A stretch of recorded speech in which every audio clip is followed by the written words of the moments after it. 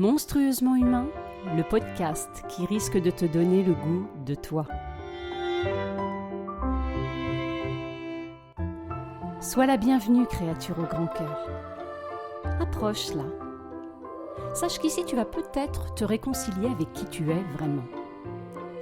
Oui, en fait, si tu pouvais laisser parler là maintenant, tout haut, tes petites voix intérieures, tes ressentis, tes visions, que parfois tu kifferais de prendre, mais qu'en fait tu tais, tu juges. Et parfois tu sabotes. Parce qu'a priori, ça n'a pas l'air de rejoindre le plus grand nombre. Et si, ici, on partageait sans honte et sans peur d'être lapidé? Dans ce podcast, tu vas réaliser que nous sommes tous hors normes. Oui, même infime soit-elle, une part de toi est anormale. Et tu sais quoi? Youpi! Réjouis-toi! Oui, parce qu'il est grand temps. Il est grand temps d'honorer nos singularités, nos regards différents, et de faire fructifier tout ça, et surtout de partager ce terreau-là au monde. Alors moi j'ai un rêve peut-être fou. Mais ce que je sais, c'est que ce rêve me fait me sentir vivante. Ce rêve, c'est celui de participer à l'effondrement du mur de la norme. C'est un peu mon mur de Berlin à moi. Alors je dis stop. Stop à cette recherche constante de l'approbation du monde pour valider notre existence. Oui, stop à cette normopathie assassine. Bonjour, je suis Audrey Jarnier, bienvenue dans le nouvel épisode de Monstrueusement humain. Alors je vous explique. Aujourd'hui que je suis malade depuis plusieurs jours, plus précisément depuis le jour de mon anniversaire. Je ne sais pas trop ce que je dois y comprendre. En tous les cas, le premier jour, j'ai donc été bien sage. Je sais faire. J'y ai même entendu une part de moi. C'est bien. C'est peut-être le moyen de faire une réelle pause. Avoir une bonne excuse pour ne plus penser, ne plus échafauder, tourner en rond, donc repos. Et puis le deuxième jour, je me sentais vraiment mieux. Yes, c'est bon ça. En fait, une journée et ça repart. En fin de journée, ce n'était plus du tout le cas. Bim, redégringolade, et avec la nuit qui va avec. DJ 93, nuit de folie. Ouais, je me suis bien fait croire que c'était correct, que je pouvais redémarrer.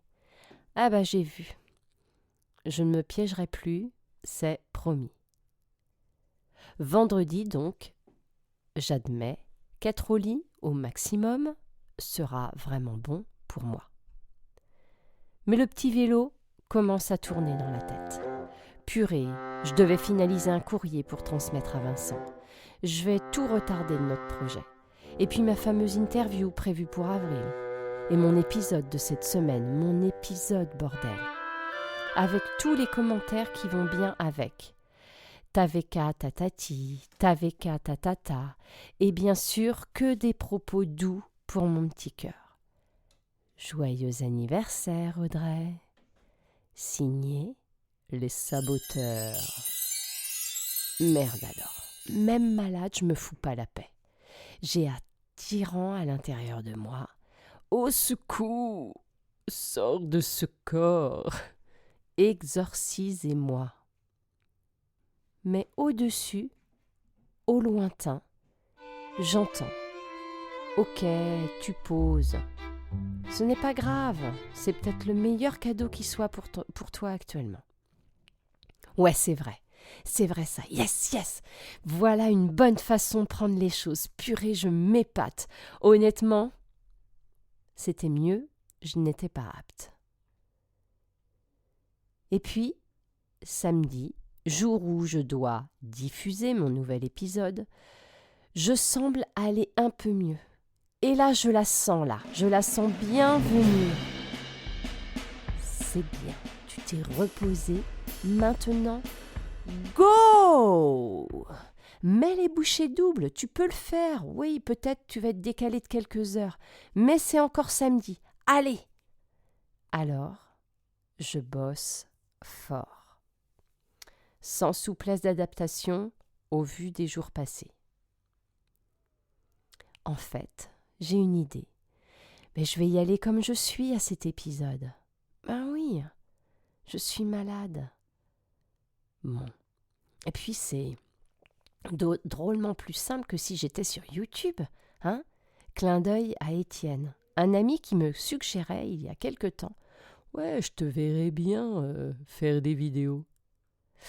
Eh bien, Madame Proprette te le dit tout de suite, on limite la casse, mon petit. On limite la casse, là, parce que physiquement, ce n'est pas présentable tout ça.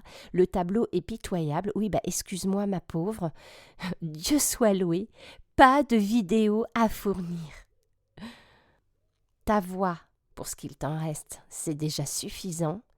Alors, vas-y, parce que là, tu ne vas pas être à l'heure pour le podcast. Alors, c'est ça. Je vais venir au micro du podcast comme je suis. Et je suis contente de moi encore. Yes, yes. Après tout, soyons simples, hein. Pendant ce temps-là, je sens en fait que mon énergie dégringole. Dégringole trop vite. Et le travail n'est pas limpide. Je suis dans le dur. Je décide alors de prendre un bain. Important le bain, parce que dans cette baignoire, allongée là, face à moi, juste me surplombant de quelques centimètres, il y a sur la faïence blanche une petite grenouille dessinée en relief. Une grenouille bleue. Cette salle de bain devait être attribuée aux enfants par les anciens propriétaires. Et elle me ziote cette grenouille pendant mon bain, contemplative. Elle me fixe, alors je me mets à la fixer moi aussi. Et soudain, je sens une immense tristesse, une lame de fond. Non, mais là, en fait, c'est pas du tout le plan, ça. Moi, j'ai décidé de venir comme je suis au micro, ce qui veut dire une petite forme, c'est vrai. Mais avec un sujet, quoi, un truc qui tient la route. Mais là, Pépère Chagrin, lui comme un gros malabar, il décide de s'imposer. Il est dense et moelleux. Purée, il n'est pas très bien éduqué, lui, hein. Il n'a pas décidé de rester discret ni d'obéir. Alors, tout ce que je tentais de camoufler par mes multiples pirouettes surgissent. Une réalité grisâtre. Pas glamour. Oui, je suis malade, le jour de mon anniversaire. Ok. Et c'est vrai que ça m'a fait manquer le soir même la venue d'amis à la maison. C'est vrai. Et c'est vrai que je m'étais offert un massage le lendemain, que je n'ai pour le coup pas reçu. C'est vrai. Oui, je devais aussi, le samedi, manger avec une copine et aller faire une belle balade. Et tout ça n'a pas eu lieu. C'est vrai. Et je suis là, à me répéter fière de moi, oui, je vais faire mon podcast en venant comme je suis, malade, mais le reste, je gère. Et je vois soudain le poteau rose. Mais bien sûr, viens comme tu es, pas de chichi, voyons, c'est tellement plus vrai. C'est important l'authenticité. Eh bien, tu la vois bien là, l'authenticité ? Est-ce que tu la vois ? La pirouette de la mort que tu t'es contorsionné à faire. Comment tu es ? Viens comme tu es, en réalité. Tu es triste en fait, ma vieille. Tu es déçue même. Tu es archi dégoûtée, en colère de tous ces loupés, mais carrément vénère en fait. Non, ça ne va pas en fait. Oui, ça m'emmerde. Oui, moi je voulais montrer que malgré tout, tout va bien. Mais je n'arrive pas à faire avec. Alors cesse-toi, l'autre là, comme un wedding planner de compète, de tout vouloir organiser autour en faisant croire que la problématique est bien prise en compte. Nous avons bien conscience de votre situation et nous vous assurons que nous mettons tout en place pour une réalisation optimale. Tout ça, en fait, pour éviter ce qui est vraiment là. Et purée, l'autre qui se pointe là sur le bout de ses ballerines. Eh bien, tu vois, en fait, ma chère, tu serais peut-être moins amère, en fait, si tu avais été un peu plus prévoyante, si tu avais été un peu plus organisée, si tu avais été un petit peu toujours un peu en avance, parce qu'en fait, la bilan, je suis désolée, hein, je te parle d'ami à ami, mais parce que là, en fait, rien ne va, c'est la cata. Je suis sincère, hein. Oh non, mais là, mais tu sais quoi, toi? Mais ta gueule, en fait. Ta gueule. Désolée. Ah, quand même. Ah non, mais là, je t'explique, en fait. Ça m'a fait du bien, là, ce qui vient de se passer. Est-ce que c'est si simple que cela? Devenir comme l'on est? Devenir comme l'on se sent?